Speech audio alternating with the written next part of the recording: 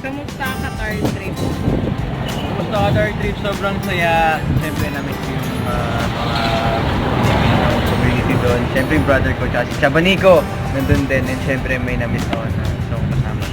Na hinahanap din sila ng mga tao. Anong pangalan? Sino? Parang hindi... Uy, nag-video. Ano ang explanation mo sa mga hugot mo sa Twitter? Sa Twitter, sobrang...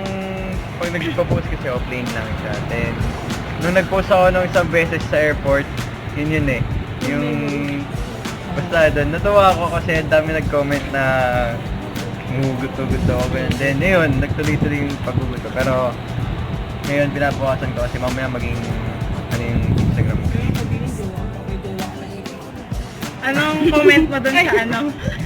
Pagiging top 6 Filipino male celebrity sa Twitter? Masaya kasi hindi ko in-expect na ganun makapasama ko doon, mga sikat yung mga kasabay ko. Then, hindi ko alam bakit napasama ko doon. Daming deserving na mas sikat pero dahil sa suporta nyo, yun, napasama ko doon. Mahal na mahal ko kayo. Mahal na mahal kayo namin.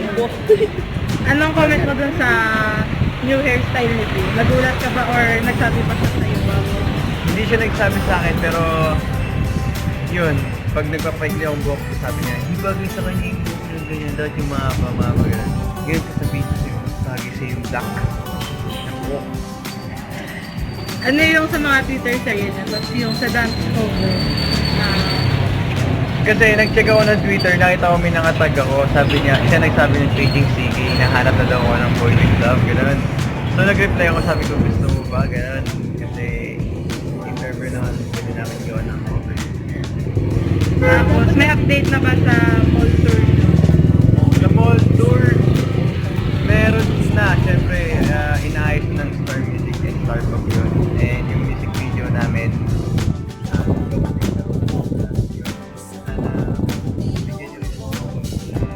namin na magawa din yung music video. Syempre, pag napansin na yun, ayun, agad magawa agad yung music video.